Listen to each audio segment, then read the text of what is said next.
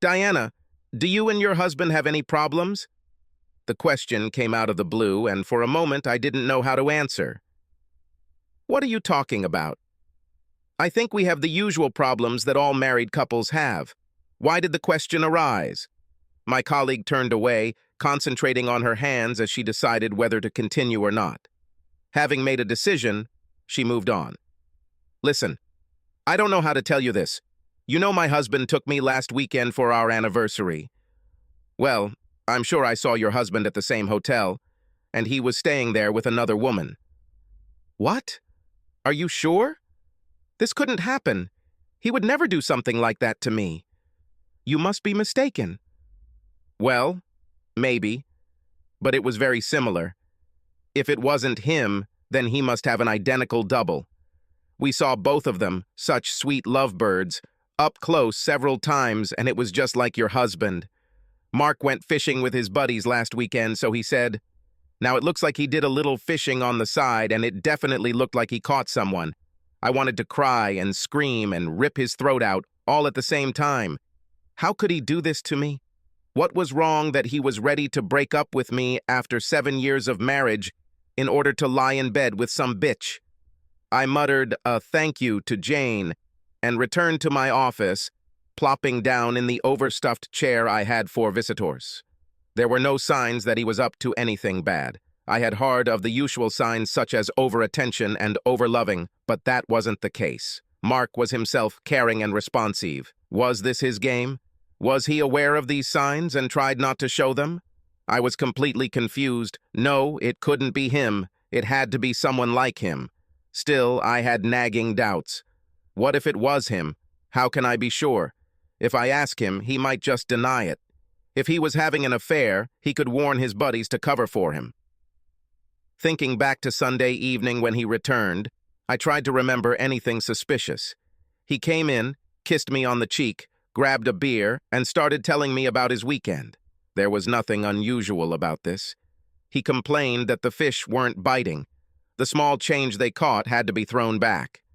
Yes, it was unusual. Mark always finished successfully.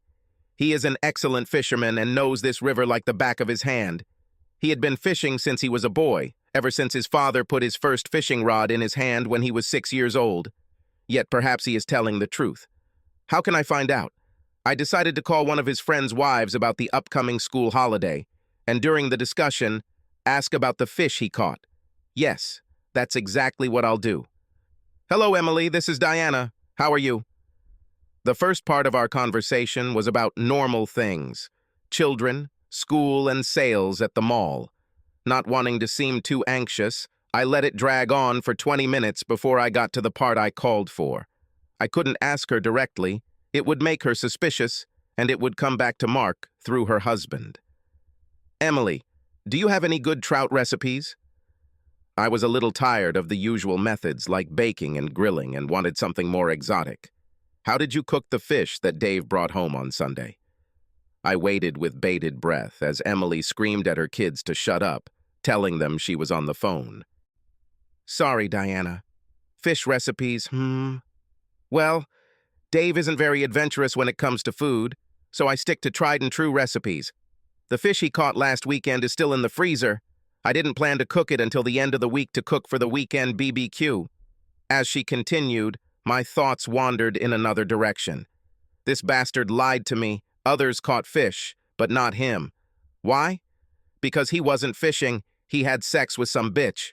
Well, when I'm done with him, it'll cost him dearly. Diana, are you here? Emily brought me back to the present, and I answered her through the tears that began to fall. Yes, I'm here. I'm sorry. The washing machine is working. I need to run.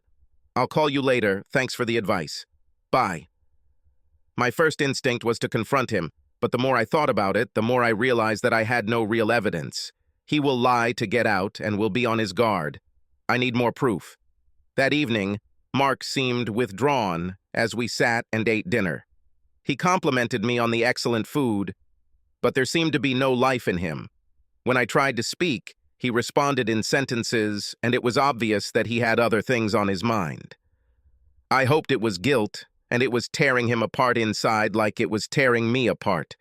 Later, we sat and watched TV for a while before he made his move. I am going to sleep. I'm not feeling my best, and I think I'll go to bed early. Are you going upstairs now? No. I think I'll watch some more. The girls at work say it's worth watching. I'll get up later. Good night.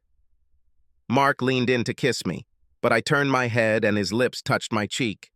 His surprised look was enough to warn me that I needed to think of something quickly. Sorry, honey. I don't want to risk getting infected. I can't afford to get sick now. Sweet dreams. My imagination was working overtime.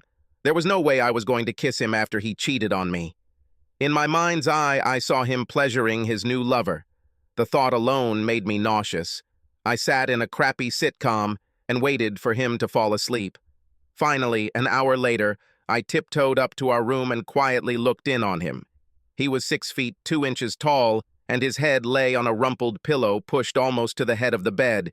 His hair was a damp mass and stuck to his head and face like a blonde cap. He was sweating profusely and his body was glistening with sweat. His sleep must have been restless as the sheets lay in a disorganized heap on his side of the bed. Mark usually slept peacefully, and I wondered if his restless sleep was caused by his guilty conscience or if he was dreaming about it. Damn him! Mark always slept naked, and tonight was no different. Lying on his back, his body was completely exposed to my gaze, and I looked at him in a new light. I loved this man with all my heart, and now I could lose him. Was this what I wanted? Maybe it was a one-time affair, and he will never cheat again. Did I really want to carry out my plan? I need to know. No matter how painful it might be, or what the consequences would be, I had to find out. Mark was my first true love, and the man I wanted to spend the rest of my life with. The man I would like to see as the father of my children. How could he put all this at risk? I quietly took his wallet from the bedside table and quickly checked it for evidence. What I expected to find was an address, a phone number, or even some condoms. When we were dating, Mark always had a spare in his wallet. I quickly realized that using a condom wasn't for me, so I started taking the pill, and he hasn't needed condoms since. This would be another nail in our marital coffin. There was no evidence in his wallet or pants pockets. So where else can I check? His briefcase and machine also gave the same sterile results. By this time, it almost became like a game. Every time I returned empty-handed, I felt disappointed, as if I had lost. Then I checked his email on our home computer, and when it was clear, I looked at his cell phone. No luck there either.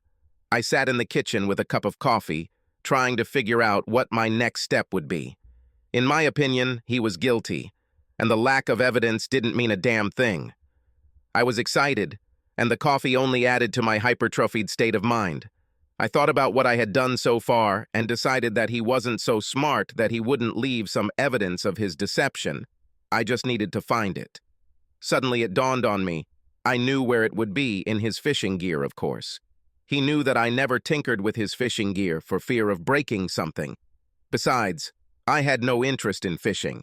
In the garage, I had the same luck rummaging through his tackle box and other accessories. All I had was a couple of hooks in my fingers, which made me even more angry. I was almost ready to give up when I noticed his fishing jacket hanging on a hook outside the side door. This time, more carefully, so as not to hurt myself, I searched my pockets and finally found what I was looking for. A pack of free matches from the Hyatt in Carlton, a small town about 2 hours away. In my state of mind, this was enough to condemn him and hang him. We had never been to this particular hotel, and I couldn't think of a reasonable explanation for him being there alone. Let's see how he gets out of this. When it dawned on me that he had really cheated, the real pain began.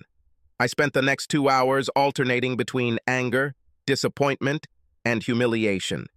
I wanted to rush upstairs, drag him off our bed and face him. No, that wasn't enough. I wanted to hurt him the same way he hurt me. I needed to see him experience the same pain and suffering that I did. As I contemplated my next move, a little gem of an idea crept into my brain and slowly took shape. By the time I was ready to go to bed, I had almost formed my plan of attack. I was going to get revenge on that bastard. I'll have sex with someone, and then bring the evidence home to Mark. I'll show him that two can play this game. The problem was that I loved him, and the thought of losing him hurt me as much as the thought of him having an affair. I didn't want to divorce him, even though my first reaction was to throw his ass out on the street. Finding someone to have sex with was easy. At 32, I looked good, and the guys in the office flirted with me. A few sales reps I've dealt with have hit on me from time to time, but so far I've always turned them down. Now I had a group of guys to choose from, some of whom were real hotties. One young guy in particular, Andy. Most of the girls in the office drooled every time he walked in. He was only 21 years old and had just graduated from university on a sports scholarship. Andy is 6 feet tall, with dark, piercing eyes and a muscular body. Quiet and modest, he seemed oblivious to the influence he had on the women around him. He exuded innocence, which made him even more attractive. I made a decision. Andy would be my means of getting back at Mark. All I have to do is seduce him. He was a man, so it shouldn't be too difficult. Over the next week, I made my move on Andy. I dressed to show off my best assets with plunging necklaces that gave him, and everyone else, a wide view of my 34D bust. I also wore my shortest, tightest skirts. Of course, I had a lot of attention, and this time I played along with them. Flirting with guys made me feel wanted again. It's not that Mark didn't do all this for me. He was always very attentive, giving me little gifts, surprises, bouquets of roses, and leaving little cards everywhere for me to find. Just knowing that he cheated made me question my sensuality.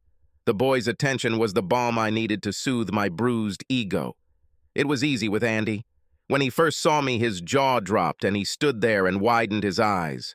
Approaching him, I closed his mouth, and then in the sexiest voice I could muster, I asked, "How are you, love?" Like what you see. If you play your cards right, you can see so much more. If, of course, you want. Leaving him to wonder if he had heard me correctly, I turned and walked away from him, punctuating each step with a sway of my hips. The same action always caused a strong reaction in Mark, which led to prolonged sexual romp. Will it have the same effect on Andy? Over the next 3 days, I continued to tease him, and he became more and more attentive and provocative in his flirting. Several girls told me to stop teasing him because it wasn't fair. He doesn't have much experience with women and may misunderstand. Jane, on the other hand, knew exactly what I was up to, and her advice was clearer. "Diana, what you are doing is not fair to Andy. He has no idea that you are using him to get back at your husband. If you have to do this, at least choose someone who can handle what's about to happen." "Thanks, Jane, but I think Andy will like it." "Who knows? Maybe I'll make it a regular thing with him." Jane simply shrugged and walked away, shaking her head, leaving me to continue with my plan. Closing the door, she said, "This will be a big mistake." Andy was interested, but hadn't made any moves yet, and I was in a hurry. I froze Mark, stopping any intimate activities. Not understanding what was happening, he began to get upset because of my refusal to talk to him about our problem. I wanted him to sweat over it, but not for too long. I decided that this Saturday was the day of my revenge. "Andy, are you busy on Saturday evening?" The light shining in his eyes told me the answer before he could croak, "No, I didn't plan anything. Why do you ask?" "Well, I thought you might want to take a lady to dinner and dancing and everything that follows. Are you interested?" "Hell yes." Then his face darkened. "But you are married. What about your husband?" "He doesn't need to know. Besides, we have some kind of agreement." I grinned. "He just doesn't know about it yet." "Yes, sure." His face lit up with a knowing smile. "Where will we go?" "Well, I was thinking about dinner at a small cozy restaurant, a few dances at a club, and then maybe we could find a room somewhere." "If you don't mind?" Andy blushed, but had recovered enough to realize that the next step was his. "Of course it sounds funny. I know such a place, and there is a motel not far from it. I can book a room." "Sounds like a date to me. You can pick me up at the north entrance of the shopping center parking lot at 7 in the evening, and we'll drive in your car." Leaning over to give him a better look at my tits, I kissed him on the lips and then whispered, "See you then, lover." The plan was in motion, and I don't think I could stop now even if I wanted to. The second step was to tell Mark that I was having a bachelorette party and wouldn't be back until later that evening. Heck, if Andy lives up to my dreams, I might not get home until Sunday. That evening after dinner, I left Mark. "Mark, honey, I called Susan today. She and some girls are going out somewhere on Saturday night. They invited me and I agreed. Oh, I hoped that we could have a good night together and solve our problems. Can't you go another time?" I gave Mark one of my stern, don't mock me looks and then told him, "I'll go whether you like it or not." It's not often that I get to go out somewhere, and perhaps another opportunity will present itself who knows when. Mark was about to answer but changed his mind and left the table. Turning at the door, he told me, "Thank you for your concern." Then he wandered off to his workshop, probably to play with his damn fishing gear. I saw the pain in his eyes and almost succumbed to it. But then I was overcome with anger and a vision of him with some blonde girl flashed through my head. "Fuck you!" I shouted after him. "This doesn't mean you care about my feelings." He walked away, and I don't think he heard the last part. This worked in my favor because he slept in the spare room for the next 2 nights. This might just become his permanent room if he's not careful, was my last thought before I went to bed that night. It was strange because it was the first time I slept alone since we got married. On Friday morning, he left before I woke up, so I didn't know how he was coping with it. I never realized how vindictive I could be, and this came as a real surprise to me. On the one hand, I was glad that he was in pain, but it was almost as painful for me to watch him suffer.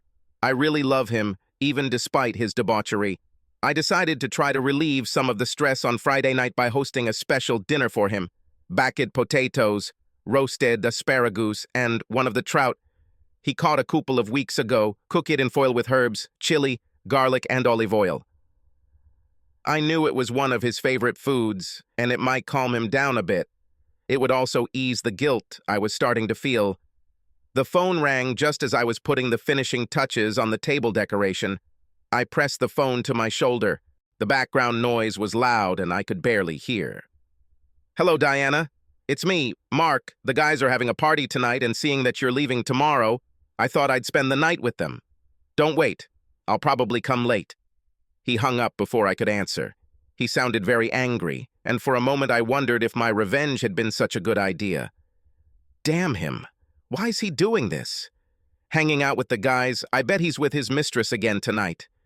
Well, let's see who has the best time. I tried to sleep, but tossed and turned until he came at 3 a.m. I heard his door close and then 2 thuds as his shoes hit the floor. After that, nothing. On Saturday morning, I got up early and prepared another surprise for him. When Mark finally surfaced, it was 12:30 and he looked like crap. He was wearing the same clothes he'd been in the day before, but instead of the neat look he'd left with, he was now disheveled and bleary-eyed.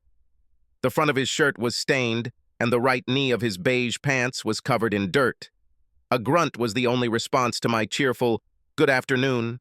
I have to admit that it was more to piss him off than how I actually felt. Taking a cup of coffee, he sat, or rather sat limply, at the kitchen table. "I saved your dinner for you. This is your favorite dish, so I thought you might like it for lunch."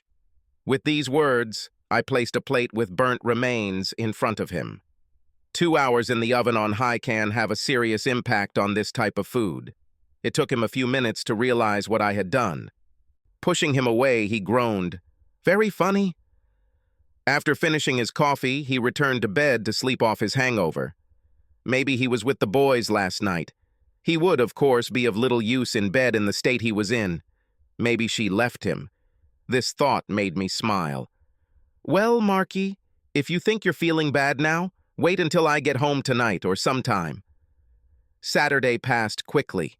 Without Mark, I could spend as much time preparing as I wanted without worrying about what he would think. Not that I really care at the moment. This plan had a life of its own, and I was being dragged along by the forces that controlled it. By 6, I was almost done getting ready and had just put on my dress. I decided not to wear a bra or panties for 2 reasons. Firstly, I thought Andy would be able to better appreciate my body if he felt me while dancing. Secondly, my underwear was expensive, and I didn't want to lose anything.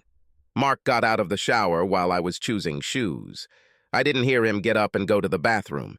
He came into our room to get some fresh clothes and saw what I was about to wear. "Damn it, Diana, you're not going to meet girls dressed like that. Are you on a date with someone?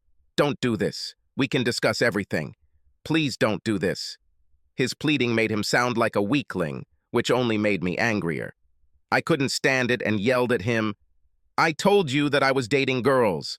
If you want to talk, we can talk when I get home. Maybe then you'll listen to me. Now pack your things and get out. I need to finish getting dressed or I'll be late." Mark stood and watched, and then said something I never expected to hear.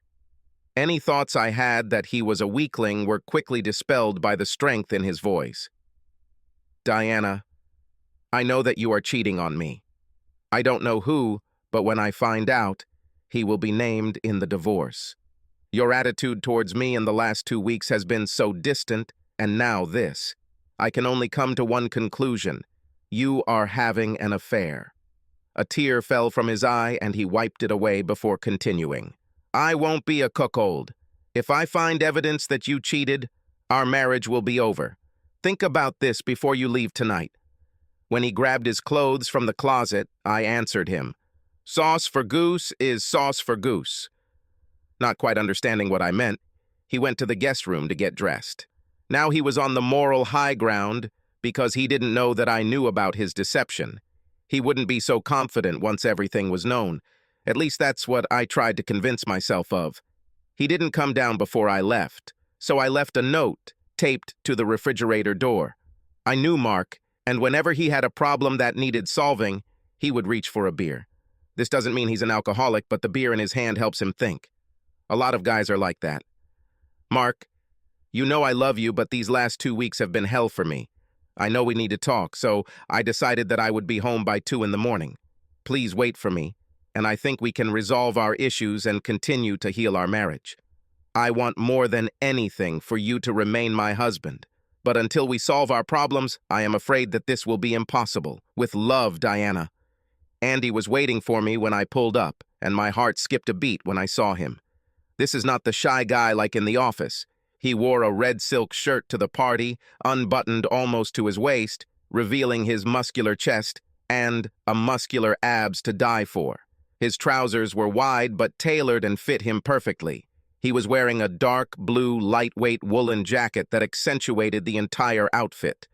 As I approached, I leaned over to kiss his cheek, but he moved quickly and caught me off guard. His arms wrapped around me, and his mouth was harsh and demanding on mine. It wasn't what I expected, but he was inexperienced, and I just needed to show him how to please a woman. Finally, he let me go and dragged me to his car. "The restaurant is nearby. I hope you enjoy Italian cuisine. Italian food is not a food that I really like, and I usually prefer something else. It was already too late anyway. Yes, I love an Italian restaurant. Lead the way." The restaurant was good, but noisy and crowded. "There is no room for romance here. I will have to wait until we go to the club for more intimate activities." I was surprised by the quality of the food and really enjoyed it. At some point, I caught myself thinking that someday I would bring Mark here. Andy seemed to be well known here, and most of the staff and the owner greeted him by name. She was a plump Italian mommy who kept coming up to him, nudging him with her elbow and winking at me. She gave him the OK sign twice with her thumb and forefinger. By 8 o'clock, the food and 2 bottles of wine were gone, and we were ready to move on. The club was only half a block away, so we walked and talked. I took his hand and pressed myself against him, watching the envious glances of the other girls we passed by. "You were very popular there. I understand this is not your first time?" "Hell no, I spend all my first dates there. It kind of sets the stage for later, don't you think?" I grumbled something back while I processed the information. It wasn't his first real date, but so what? He was shy and awkward and was probably a virgin. There was little in the atmosphere of the restaurant that set the mood for anything. His inexperience shows again. Once we talk, and I show him all the beautiful things in life, he will understand it. Andy is a smart boy. He put his arm around my waist as we walked, and when we reached the door of the club, he grabbed my left breast. It was really nice, but there were about 20 people waiting to get into the club, and I felt disgusted. Lowering his hand, I whispered, "Later, my love." I headed to the end of the line, but he surprised me again. Andy walked up to the bouncer at the door and high-fived him. "Hey, man, how are you? Is there some room for two?" The bouncer smiled at him and then looked at the disgruntled guys in line. "For my best client? Always." Having removed the chain, he let us through. Andy slipped him some money. Upon entering, we paid the entrance fee and received 2 free drink cards. A deafening noise hit me, causing even the walls to tremble. We squeezed onto the small dance floor and tried to follow some kind of rhythm. This was impossible, and in the end, I motioned for him to come into the corner to give us some breathing space. Now we could start to really have fun. The couples around us were hugging and groping each other, and I felt less self-conscious in the darkened room. Grabbing him, I planted a deep French kiss on his lips, determined to teach him how to kiss to please a woman. He came back with a kiss that made my knees weak. His tongue reached out to mine and explored the depths of my mouth. For the next hour we hugged and groped each other. At 9:30 I was just getting into the mood, and the music had dulled my senses so much that I no longer felt like I was inside a bass drum in the middle of a parade. "Damn it! Look at the time! We better leave."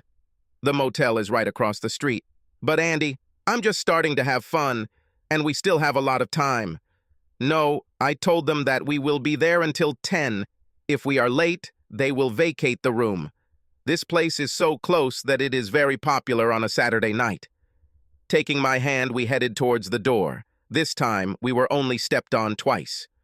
Once outside, I wondered if I had gone permanently deaf, as I had difficulty hearing traffic or people in line. Without waiting, Andy grabbed me by the arm and dragged me across the street, dodging cars inch by inch, shouting insults at the drivers if they honked at us. This night was turning into a nightmare, and I decided that this would be my one and only evening with Andy, unless he surprised me in bed, which is what he did. Once at the door, Andy grabbed me and kissed me while pulling my dress off. I tried to calm him down, but it had no effect.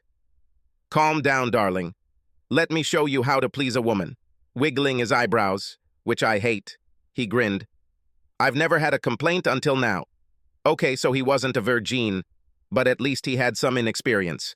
His whole approach told me that he lacked practice in pleasing a woman. "Oh, yes. And how many girls were there?" "Girls!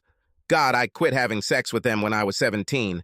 You won't believe how many horny women hang around the highway looking for adventure. Teachers, PTA members, and mothers of other athletes. It's been a buffet for 4 years. Was this guy joking? If he's been hanging out with real women for 4 years, hasn't he learned anything? Let's calm down and play a little first. We have a few hours to do the real thing. Yes, I love foreplay." Having said this, he threw off his boxers and pushed me to my knees in front of him. God, he was an idiot for what I got myself into. Jane was right. I should have chosen one of the older guys or maybe just met Mark face to face. This evening I have to go through it. I would get rid of him as quickly as possible and then go home early. Collapsed on the bed, he grinned at me and said, "How was that? How was it?" God, absolutely terrible. Well, Mark could catch up later. An excellent lover, but I have to go. I have a date with my husband, and I wouldn't want to be late. How late is it, damn it? It was only 10 in the evening. We were only in the room for 20 minutes. Ooh, you can't leave yet. I have a pleasant surprise for you. While looking for my dress and shoes, I told him, "I'll worry about that another time, baby, but right now I'm in a hurry." You can't leave. What will I tell my friends when they arrive? They were looking forward to it. I told them how hot you are and how you can handle all of them. I did it for you, baby. I know what people like you need. He said it as if he was sure it would change my mind. You did what? How dare you? Who the hell do you think you are? I'm not one of those girls. From where I am, I see a married woman cheating on her husband. Now stop pretending and come back here. Unfortunately for him, the closest thing to me was a lamp sitting on the bedside table. It had a heavy ceramic base that hit him on the head, causing him to freeze. Not sure if I had killed him. I checked his pulse and breathing, and he seemed fine. A trickle of blood was running down his cheek, and he would have a terrible headache when he woke up. Well, damn it, he deserved it. I grabbed my purse and ran out of the room, leaving the door ajar so his friends could find him and keep an eye on him. I ran, blinded by tears, 3 blocks to my car, and collapsed behind the wheel. I had to wait until my hand stopped shaking before I could put the key in the ignition and start the damn thing. A date that was so promising turned into hell. I was angry and upset with Andy. He made me look like a fool with his innocent little boy behavior, and I, the idiot I am, fell for it. Maybe I'm old-fashioned, but there should be some romance in a date. But this new age approach didn't seem to involve any seduction on the guy's part. The journey home was a mixture of humiliation and pain. I couldn't blame Mark for that. I brought this on myself, so I had to deal with it. One good thing is that I was no longer excited. Pulling into the driveway, I sat for a moment and then braced myself for what was to come. Mark was waiting in the living room and looked up in shock as I stumbled in. I don't know if it was because I arrived early or because of the state I was in. My hair and makeup are a mess. My dress is missing one shoulder strap, and my shoes are left in the car. I definitely looked like my evening was royal. Well, you did it. All this nonsense about loving me, wanting to save our marriage. What does all of this mean? Did you really think that I would accept this and continue as if nothing had happened? I hope it was worth it. Now just listen, mister. None of this would have happened if you had behaved properly. I know about your little love nest 2 weeks ago. You were seen at the Hyatt in Carlton with some blonde girl. So don't be so moral towards me. All I did was have revenge sex, so you know how I felt. Now we need to discuss all this and live our lives. I'll make some coffee and we can sit down like we used to and figure this all out. I stopped to take a breath, and Mark took the floor. I don't know who anyone saw, but it wasn't me. I was 200 kilometers away, on the other side of the state, fishing, as I said. Now I've played my trump card. Jane saw you, she was there with her husband, and they saw you with another woman. I also found this in your fishing jacket. I pulled out the matches and threw them at him. How come Dave caught a fish that weekend and you didn't? Because you didn't fish. Exhausted, I collapsed into a chair. Okay, I'm waiting for you to lie, or you could tell the truth for a change. Sitting in the chair, my dress rode up, giving Mark an unobstructed view of my pussy, and the dried cum stuck to my labia and thighs. Mark's look of disgust made me feel cold, and I shuddered. First of all, Dave almost never fishes, but he likes to go out with us. Either we give him a couple of pieces to keep Emily quiet, or, as in this case, he buys them on the way home. The matches are not mine. They belong to Steve. He travels with his work and probably picked them up during his trip. One evening, he gave them to me to light, and I must have put them in my pocket. Mark was angry, and I had to admit that he was either telling the truth or thinking fast. What about Jane seeing you? Explain that. I don't know this, Jane, so I can't explain it, but I can prove that I was on the other side of the state on Saturday afternoon. He pulled out his wallet and pulled out a gas receipt, stamped and dated from a gas station on the other side of the state, just as he said. Damn, he was good. He must have figured out in advance what I was mad about and managed to forge that receipt. It even had his car registration on it. I almost told him it was a fake, but then I remembered I saw the receipt in his wallet the night I checked. Everything didn't go as I planned. But Jane said, "Who the hell is Jane?" "You know Jane, who works with me." "No, I don't know her. I've heard you talk about her, but I've never met her. When we meet, of course, I will tell her everything I think. Why did she want to destroy my marriage? Why did I upset her so much? He was right. She had never met him. How did she know it was him? She saw his photograph on my desk quite often. That must be the case. While I was thinking about this, Mark disappeared into the kitchen, probably to get another beer so we could work things out. Here are your things. Let me know where you're staying, and I'll send the rest. He returned with 2 suitcases, which he threw in front of me. Taking my purse, he took out the house key. On Monday morning, I met with a lawyer and filed for divorce. I transferred half of the joint funds to my own account. What remains in the joint account is yours. Now get out. This couldn't happen. What have I done? He denied cheating on me even after he was seen. Okay, he explained other things, but not this. He probably swapped cars with Steve or someone else, and they filled up with gas to cover for him. That's all. He just acted macho and took responsibility. As soon as he calms down, we'll work things out. Okay, I'll go, but let's talk about this before you start spending money on a divorce lawyer. I know that you will understand what's what as soon as you calm down. Taking the bags, I carried them to the car and sat down, wondering where to go next. I didn't want to go to my mother, especially like that. The next option was a local hotel. I looked terrible. They did give me a room, but with strict instructions, no men. Who could blame them? It took all my willpower, but I gave Mark a chance to think.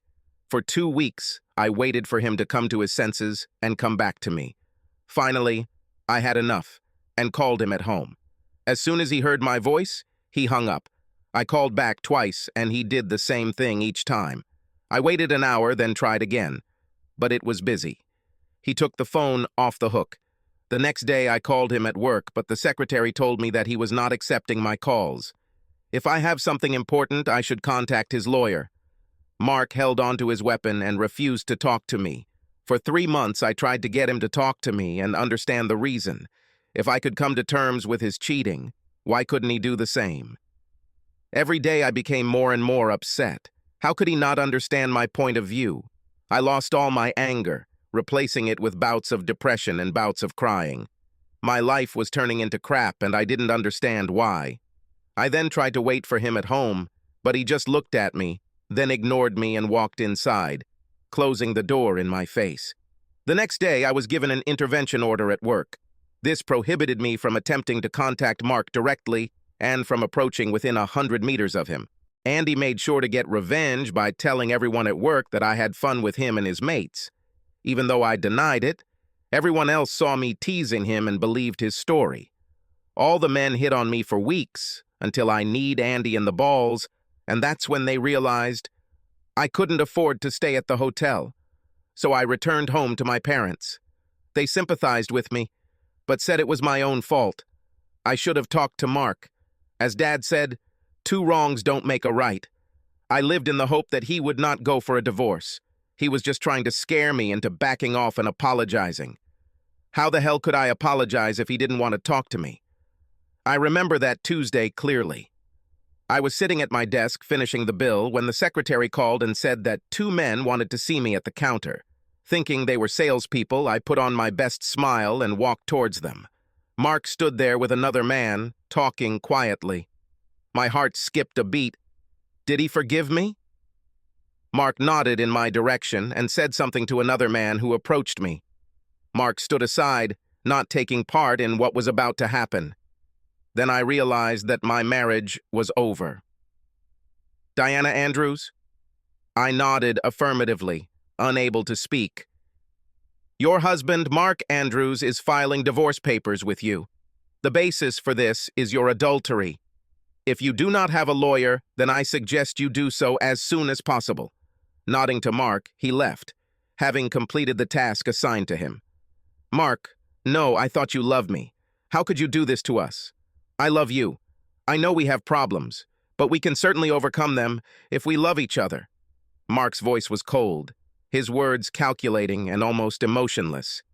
I truly loved you with all my heart, but you took this love and tore it out of me, and with it, my heart.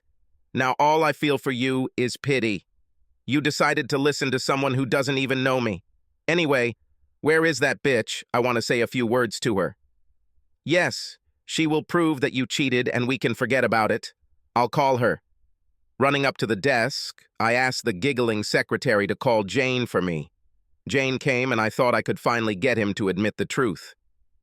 Jane, tell Mark what you saw that weekend at the hotel. Jane shrugged and told her story again. I saw your husband staying there with another woman. Mark gasped. Did you see me staying at the Hyatt in Carlton? Jane shook her head. No, I saw her husband, not you, and it wasn't the Hyatt. We stayed at the Regent Hotel in West Bend. Mark and I were both confused, but for different reasons. What is she talking about? Jane turned to me and said, I don't know what's going on here, but I saw the same man who came here and picked you up for lunch and after work. The man you took with you to that 3-day conference in August 2 years ago. You introduced him to us as your husband, Wally. Fear paralyzed me when I realized she was talking about a guy I had a brief affair with 2 years ago. This story completely slipped my mind. Jane didn't really know my husband. It dawned on Mark at that very moment, and an expression of triumph crossed his face. Mark turned and walked out, shouting for everyone to hear, "See you in court!" My fate was sealed. Subscribe to our channel so that your second chaff doesn't cheat on you, and go ahead and listen to the next story, because this story is nothing compared to the next one. If you're under 18, don't even think about listening to the next one.